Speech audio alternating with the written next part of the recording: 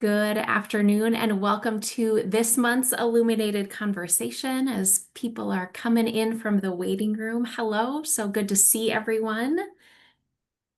These Illuminated Conversations are a series we hold monthly on topics that are really central to the work that we do, often inspired by the clients, the organizations, teams that we support, and where we've been spending more of our time is really around stress management and helping teams be more resilient through some of the challenges or stressors that they're facing collectively. And so today's conversation is really an opportunity for us to showcase our stress and micro strategy offering. This is a full or day and a half long workshop that we engage teams, intact teams with. And today we're going to share some of the takeaways, some strategies that really transformed one team's stress culture. And by sharing and listening to this, we'll have some things that you can also think about how that might connect or relate to the team that you're on or leading, and how you could use some of these strategies to really shift some of that experience internally as well. Although we know, and as we've engaged with leaders and teams and organizations and even, read things on LinkedIn, workplace stress is a common occurrence. I feel like every time I see new statistics around the topic, it seems like these rates continue to increase and increase. At the Lumen Group, though, we believe that stress doesn't need to lead to disruption or burnout or team dysfunction. And so we really created this offering as a way to help teams shift that culture and really create some sustainable practices and strategies to help them shift out of that. One of our core missions and really why we do the work that we do is to really help create or co-create more human-centered workspaces, really fostering increased engagement, satisfaction, and productivity, but ultimately allowing people to leave work with energy to engage in the things that matter most to them. You'll see highlighted in the screen here, I'm joined today by two colleagues, Dr. Megan Broger, the Lumen Group's founder and president, and Donnie Hobbs, partner and senior consultant on the team alongside myself. And also highlighting Danielle Simmons, our administrative and operations manager, who does a lot behind the scenes, both for these illuminated conversations, but also in helping us to deliver some of the programs and workshops that we have in place. As I mentioned, we care a lot about really just shifting our experience of the workplace and helping teams be more productive, connected, and ultimately energized, doing the work that they need to do inside of work to move things forward, to feel fulfilled and productive, but leaving at the end of the day with enough energy to do the things that matter.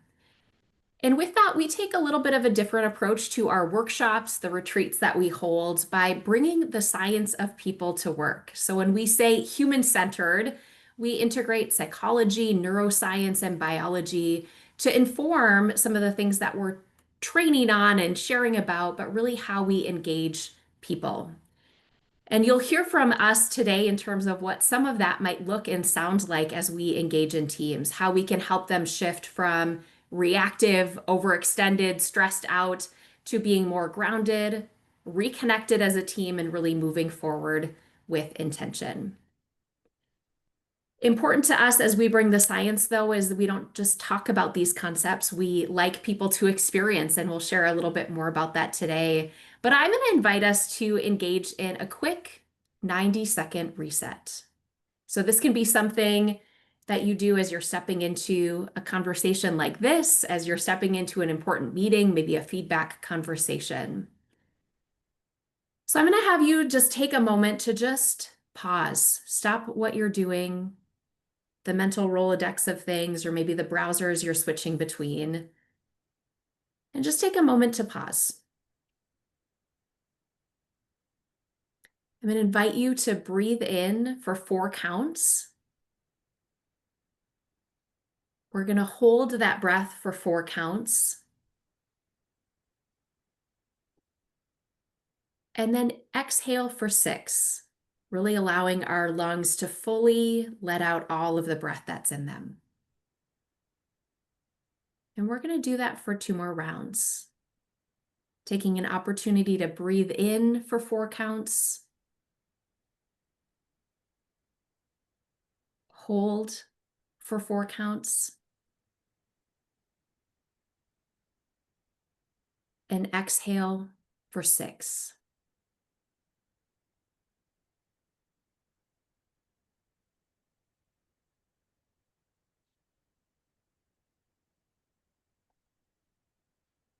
And as you engage in that last round, again, breathing in for 4 counts, holding for 4, and then exhaling. Just want you to notice what's happening in your body. Maybe where you're holding any tension or tightness, maybe any jittery energy or nerves you have going on, maybe even fatigue, maybe where you feel a little bit sluggish or low.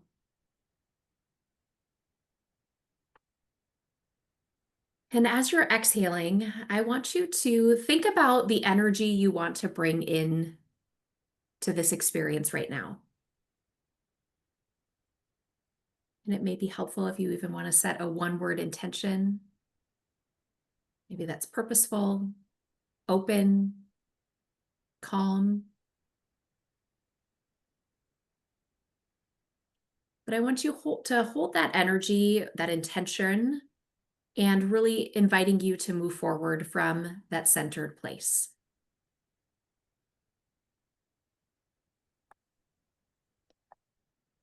And then when you're ready, if you had your eyes closed, you can go ahead and open those. But that's just a really short reset we can use. That intentional breathing allows us to downshift our nervous system, helps us to put our executive functioning, that thinking, planning, strategic part of our brain back into position, allowing us to be present, available, and active as we're taking in some of this information. So again, can be used as we're stepping into things, maybe as we're even shifting out of conversations, team meetings, as we step into a new task, so that we can be more intentional in how we're showing up. So as I mentioned earlier, today's conversation is really going to be a conversation as we highlight one of our stress and microstrategy offerings. That's a workshop that we offer for teams. And I'm going to invite in Donnie and Megan as we talk through a bit of what that offering looks like, how people might experience that, and using one team as an example to walk us through a little bit of that story. You know, oftentimes we hear from teams that when we're in the mix of this stress cycle, we have so much going on, or we're just in the day to day, it can be hard to take that pause to step back and consider, oh, wow, there's a lot of stress happening or stressors in this environment. And I think that's one way we often get engaged. Maybe a leader notices that, or a team notices that something's off or has shifted. But Megan, I'm going to start with you. You know, as you think about the team we're going to be talking about today, what were they like before their workshop engagement with us? What were some of the things they were maybe noticing or patterns that were showing up for them? Yeah, it was really interesting in preparing for this conversation and bringing this team to mind and thinking about some of the initial conversations with them. There was, I think, and I think they would agree with this too, a real difficulty in even trying to name what some of the challenges were. It was more emotion, it was frustration, it Mm. was confusion, it was overwhelm. And there were maybe some initial ideas on kind of what could be driving that, but there was not clarity on whether or not that was shared across the team, either the emotional experience or the belief about what could be kind of triggering some of those emotions. And so just within kind of the first couple of conversations and framing up the particular retreat for them, it became clear that there were kind of three potential things that were three patterns that were really contributing to some of the emotions that were expressed. And one of those was the extent to which there was clarity or lack thereof on what done looks like. Mm.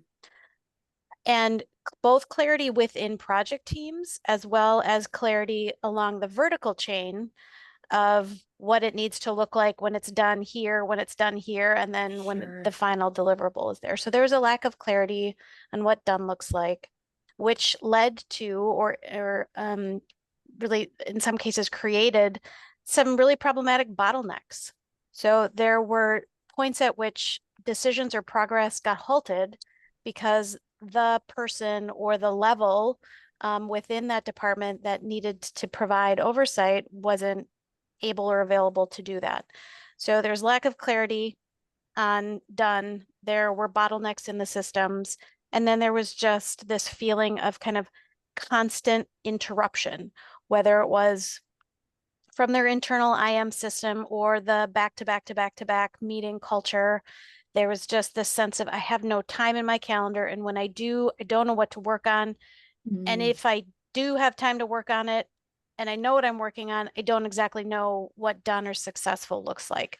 So it's kind of those three things that really seemed to be contributing to this just general sense of stress and overwhelm and mm. confusion and frustration.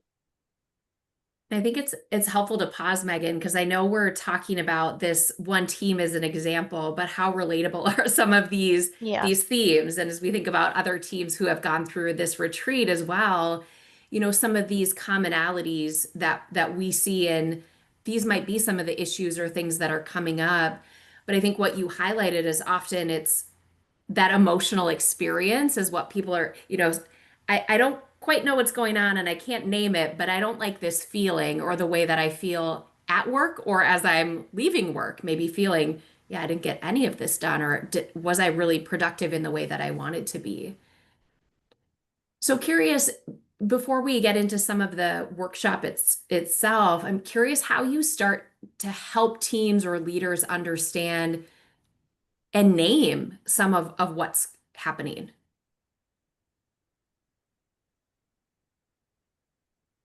Yeah. Yeah, that's a great question, Emily. I think if you step back and look at the three concepts that Megan just pointed out, the lack of clarity, the bottlenecks, and being continually interrupted, all three of those are going to spark up some fairly strong reactions in most of us. And over time, we'll just continue to build the levels of stress at the individual level and also within the team. And I think one of the things that's really important here is to be able to bring the team together and work our way into a conversation about what's going on for everyone. Mm. And once we tap into that conversation and somebody opens up a little bit, I think everybody starts to have a bigger picture realization of oh, this is like just the level of stress, not the process. The level of stress within the team unit is really impeding our ability to function well. And I think that's important, Donnie. We could get quickly into let's problem solve. Let's maybe put Right. some clarity in place and go to the Yeah. solution. But what you're describing is, one of the first strategies we wanted to talk about today is really anchoring in the science of stress. How can we both normalize what we're experiencing and to hear that from other people, but also to talk about how regulation is part of how a team works. It's not just the individual, but it's also the collective. So I'm curious when you step in and start to frame it from that kind of brain body science, how did this team respond? It's this is one of the things I love about this work because we often have a conversation with maybe one or two people within a team before we step in to working with the larger team or the larger department or whatever that kind of the whole intact unit is. And so to be able to step in, as Donnie said, and kind of just create that space where we're all gonna be curious together. We're gonna be curious about what does it feel like to be at work and what are the things that are happening around you when those feelings are occurring. And what that helps to create is this distinction between the experience of stress, the physiological experience of stress. And part of that is frustration, confusion, kind of that foggy thinking. People, we can invite them to think about what does stress feel like for you in your body And then what are the stressors in the system, some of which are shared and some of which are individual. And when we separate stress from stressors, the experience of stress from the things that kind of create the stress, that is incredibly freeing for a lot of people, because they say, oh, okay, my body is just doing the thing that my body is wired to do. It's not my fault that I'm confused about what success looks like. And so my heart starts racing faster and I have trouble focusing. That's my body reacting to that stressor. And once we kind of normalize that experience of stress for people, then there's less pressure and feeling like it has to be somebody's fault that the stressors are part of the system. And then we can just get kind of curious about what's going on. Yeah, and just to add to that, Megan, I think one of the really important elements that creates a lot of change within the team, on top of what you just mentioned, is the awareness that, oh, I'm not the only one sitting with this stress. I'm not the only one experiencing this. Yeah.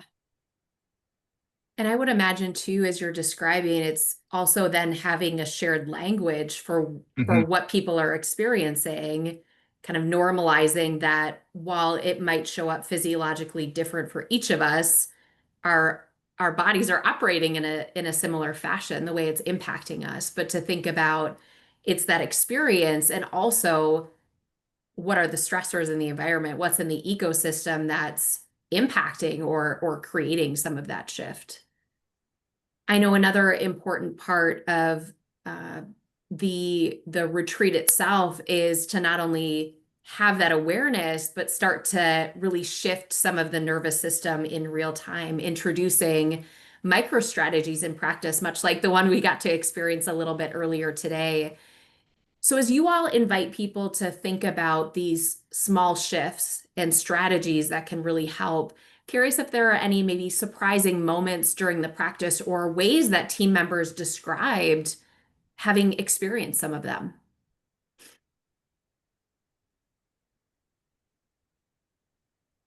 One thing that's really remarkable about, and sometimes it can add to that feeling of constant interruption, but a lot of people have wearables now, right? Like an Apple Watch or some sort of device that is giving them some real-time feedback. And so what's really interesting, that's happened a couple of times now in these retreats, is that we'll kind of invite an opportunity to engage in a micro strategy, either one that's intended to kind of calm a nervous system, or one that is intended to kind of activate, right? For some people, they shut down. And so a strategy that's going to be helpful for them is to get energized. For other people, they get really activated. And so the calming strategy, like the one that we started with today, is one that's really helpful for them.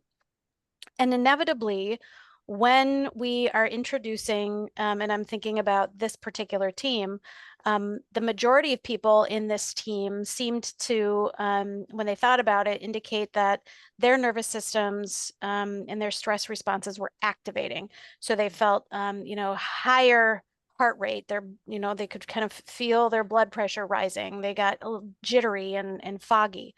So that kind of activation. And when we did a calming strategy, much like the one that we just did here, but in an even shorter practice, and if you've been in Illuminated Conversation before, you've experienced it, it's just stop, breathe, be. So it's just the invitation to pause what you're doing before you do the next thing. Take at least one deep inhale and exhale, and then just check in.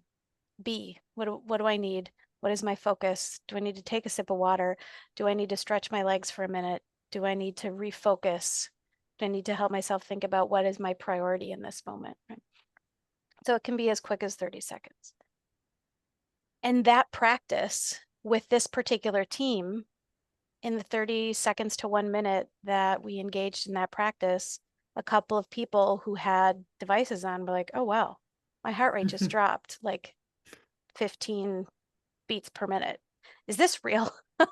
And so I think people, because we're kind of in some ways trained to believe that in order to reduce our levels of stress, we have to go to a yoga class, or we have to, we have to do these things outside of our day. And so to have that experience where in the moment you can step into a strategy that could take you just 30 seconds to a minute and notice the system calming. What would you add, Donnie? Yeah, I was going to say one of my favorite parts of the stress and strategy, either workshop or retreats that we do, is that first we have the conversation about stressful situations, what's showing up at work, and how are you experiencing it, and then we engage everybody in an exercise, and it's usually brief. It's 60 seconds to 2 minutes, and my favorite part is that period right after we end that exercise where you can, as a facilitator, you can feel the energy in the room shift. But when we come back and we ask, how was that? There's always like a 10-second pause as people kind of look around, and you're just waiting for that first person, to give a report, and then they do, and then all of a sudden kind of the floodgates start to open up. Oh yeah, this is what it was like for me. And oh, I could feel all this tightness in my neck or my chest. And then we're really getting into people's, experience of the work, even though we're in a workshop, they're like reliving this, lived stressful experience, and then actually going through a reset, and then noticing the difference. And Yeah. so, yeah, just seeing the dynamic change that can happen in a very brief period. Well, and it allows people who are, able to tune into their bodies to say, here's what I noticed and what felt different. For Mhm. others who are like, show me the data, right? Right. My wearable's telling me something has physiologically changed based on, yeah, just a very quick shift and strategy.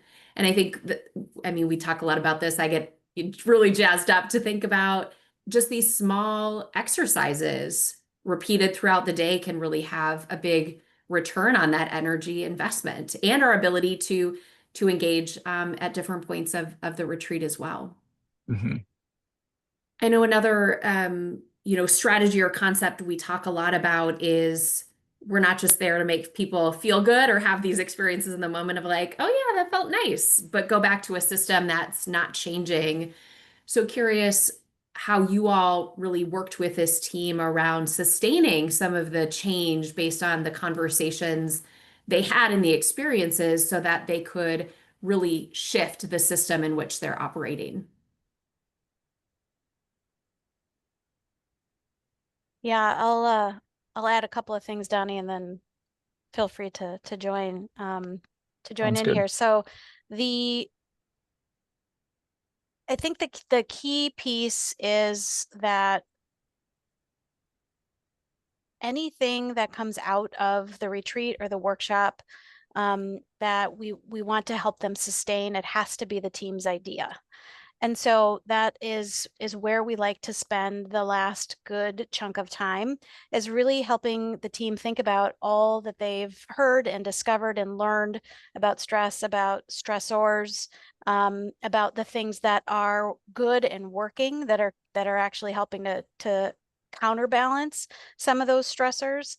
And then of the things that are contributing the most to stress in the system, what are the priorities to address? You can't do it all. If you try to do it all, you're just adding to the problem. You're not reducing the problem. So of the things that are left, where is there agreement on the priority or priorities within those opportunities? And then helping the teams to create a simple action plan. So what is the first next thing we're going to do relative to this priority to shift it toward the direction that we want it to go? So really kind of mapping out, if this is where we're starting with this particular stressor, this is what success is going to look like if we shift it, and what are some things that we can do along that path. So when they leave, they don't just have an idea, they actually have a plan to put in place to address those, because these are not things that change overnight. They're things that Mhm. require consistent effort and focus. Mhm. Yeah, I think that's a really good way to explain the process that we like to help the teams work and create. And Emily, to go back to what you said, this isn't just a feel good session for everybody to come in and just de-stress a little bit. I think the key, or one of the keys here, helping teams even identify what some of the stressors are, is to be able to help them drop below that level of stress that they experience, so that they can have a new perspective on some of the issues, and then talk about those issues objectively together as a team, Mhm. with the emotion, somewhat removed. Mm-hmm. And those conversations are a lot more effective. If we come in and just do a straight strategy workshop, that's going to be a different approach. But we found that this is much more effective in helping to regulate the energy in the room, can really help increase the focus. And then, Yeah. then we can set up the step-by-step changes that we need to see in order to Mm-hmm. reach the desired outcomes. Yep.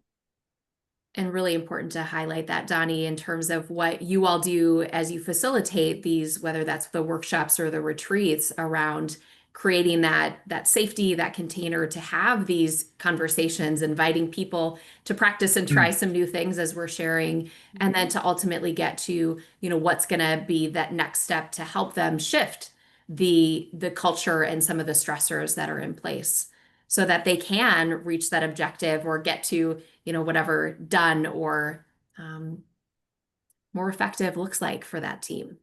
Mm-hmm. Mhm. And reminding them all along the way that the goal is not to remove stress. That's Mm. unrealistic. That can't be what success looks like. Otherwise, we would never be successful. The goal is, as a team, to try and understand how do we recognize and how do we navigate collectively and in a supportive way so that we can move through those times, those experiences and those periods of stress in ways that are collaborative, in ways that are supportive, and in ways that are going to sustain the productivity and effectiveness of the team overall. Yeah. Mhm. I think that just highlights a lot to even some of the key components we've talked about today, naming and normalizing stress, being able to experience and integrate those micro strategies into our daily work rhythms and flows, and then embedding that regulation into the team culture, whether that's by shifting some of the things that we're doing, habits, practices, or even we like to really ascribe, if teams are on board, certainly with it, how can you integrate micro strategies in the way that you start meetings? Mm-hmm. Or even if you've been in a meeting and the energy is just kind of stagnant and people aren't really engaged, what do we maybe need to do to activate systems a little bit so that people can be really focused and attentive? Last question would be maybe, as folks are present here today, listening to some of the content and things we do related to this offering or watching the recording, ideally, what kind of a team is this for? Who would benefit most from this type of an offer?